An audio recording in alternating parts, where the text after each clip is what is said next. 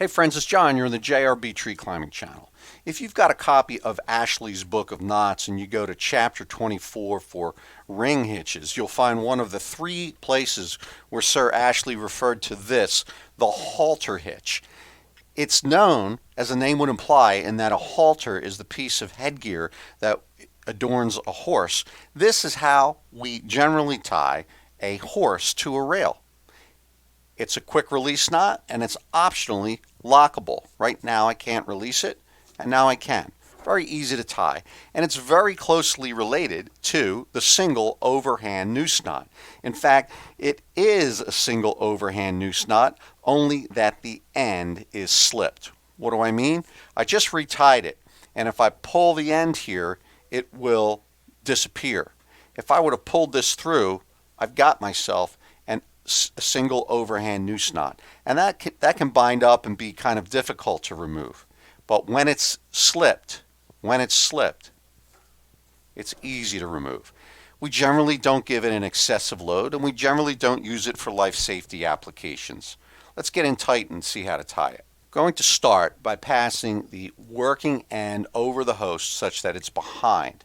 I'll give myself a nice healthy amount with which to work. Always want to err on having a longer working end. The steps are the same no matter if we tie it left-handed, right-handed, upside down, or backwards.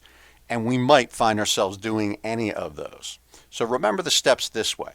I'll take the working end and I'll go to the point where it touches the standing part. And when it does, I go around until the working end forms a full round turn and then touches itself. I don't want it to be really tight. I want there to be some breathing room inside of it.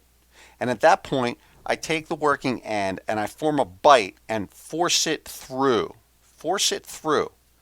So if you look carefully right there, this moving part, that's the slipped overhand.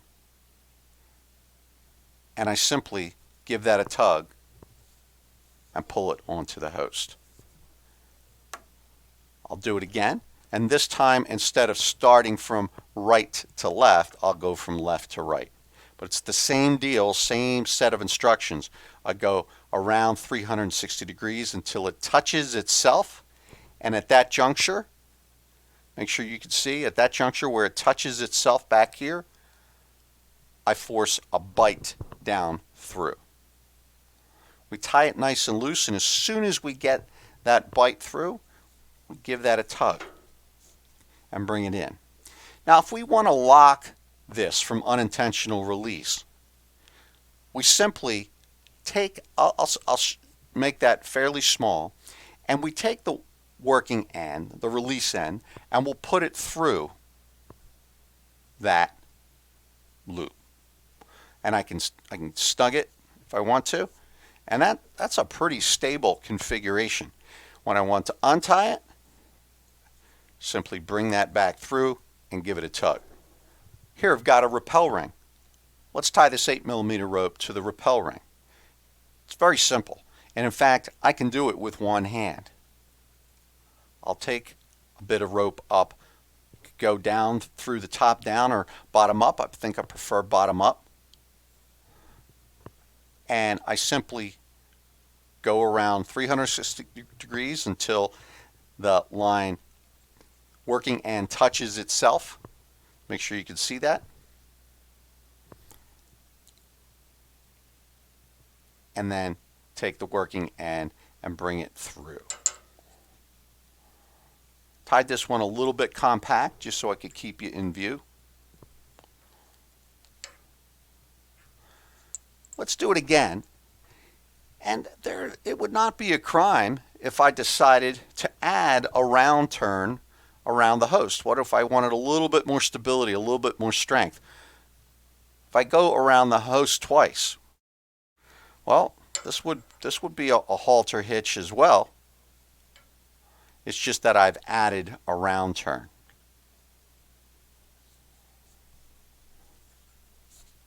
And it's going to be a little bit stronger and a little more secure.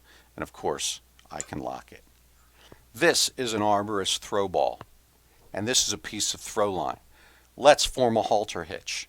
I will bring the working end up through, and I'm going to hang this from my pinky. I actually like doing it this way because then I can't drop the ball. The back, this is the standing part, and this is the working end. Everything is the same. I go around the standing part until the working end touches itself, and after it does, I simply force a bite through. It can be really nice and open and sloppy when we're tying it, and then we just give this a tug and cinch it. And if we're going to be removing our throw ball after every throw, this is a decent way to use a throw ball. And if we want to lock this, we simply pass the end through, make it as snug as I want to. And you can leave this on there as long as you would like.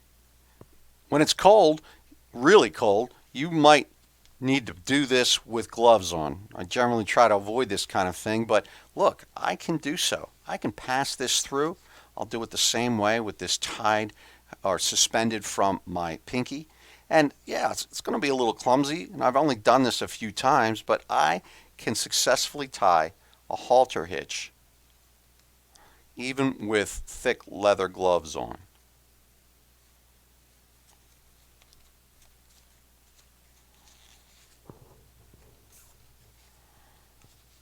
Of course, got the option to lock it. And variations are possible. What if I took a piece of cord and I put it through the ring and I made 2 turns, maybe I even made 3 turns around it. And what if I formed a halter hitch, but actually instead of a single overhand noose, what if it was a double? What if it was a double? I have all these variations at my disposal. I can't really call this a halter hitch anymore. I'd have to call it a slipped poacher's knot plus 2 round turns. And of course I can lock it like such. We can build some pretty cool tools with this. For example, if you're familiar with my channel, you might ask yourself, well, could we use that to build a JRB cinch? And I think we can. I just haven't quite done enough testing on it. Just want to give you an idea that adding a turn here or a turn here is a fair variation. And I encourage and indulge in that kind of careful experimentation. But you're going to be seeing this on a throw ball soon, and I wanted you to know how to tie it. Thanks.